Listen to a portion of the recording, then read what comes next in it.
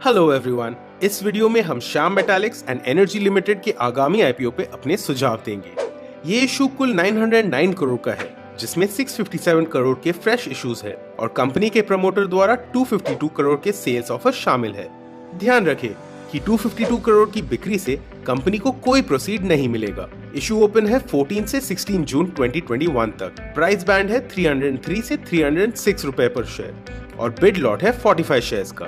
Issue के बाद company का मार्केट कैप 7,805 करोड़ होगा और 24 जून 2021 को शेयर्स के एक्सचेंज में लिस्टेड होने की संभावना है।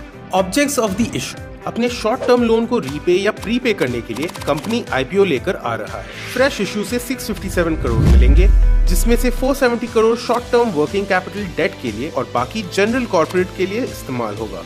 श्याम मेटालिक्स SMEL 2002 में स्थापित एक अग्रणी इंटीग्रल मेटल बनाने वाली कंपनी है, जो ज्यादातर लॉन्ग मेटल अलॉयज और फेरो अलॉयज बनाती है और इंस्टॉल्ड कैपेसिटी के मामले में फेरो अलॉयज की सबसे बड़े उत्पादकों में से एक है। प्लांट की aggregate installed metal capacity 5.71 ton per year है और 31 दिसंबर 2020 के अनुसार इसके प्लांट में 227 मेगावाट की क्षमता का कैप्टिव पावर प्लांट भी शामिल है। SMEL iron pellets, sponge iron, steel billets, TMT, structural products, wire rods और फेरो एलॉय जैसे प्रोडक्ट्स बनाती है। SMEL पूर्वी भारत में आयरन ओर बेल्ट या कोयले की खदानों के नजदीक मौजूद है। क्रिसिल के अनुसार SMEL इस सेक्टर में सबसे कम लेवरेज वाली कंपनी है।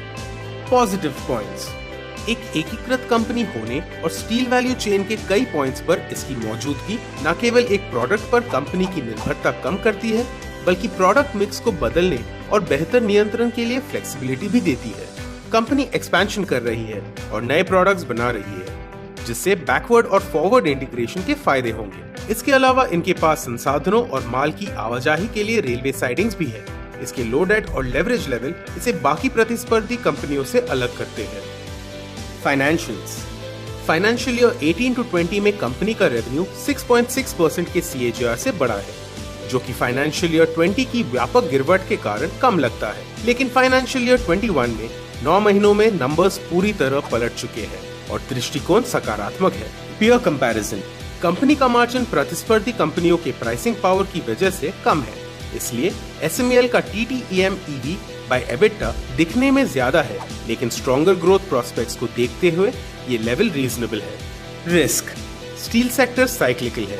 सप्लाई और डिमांड, इंटरनेशनल प्राइस या कुछ अन्य वजहों से स्टील का प्राइस वॉलेटाइल होता है। कंपनी रॉ मटेरियल के लिए सप्लायर्स पर निर्भर है, जबकि बड़ी प्रतिस्पर्धी कंपनियां अपने ऑपरेशंस में पूरी तरह से इंटीग्रेटेड है। इंडस्ट्री के लिए अनुकूल दृष्टिकोण और क्षमताओं को देखते हुए हम इस आईपीओ को लेने की सलाह देते हैं। Investments in securities market are subject to market risks. Read all the related documents carefully before investing.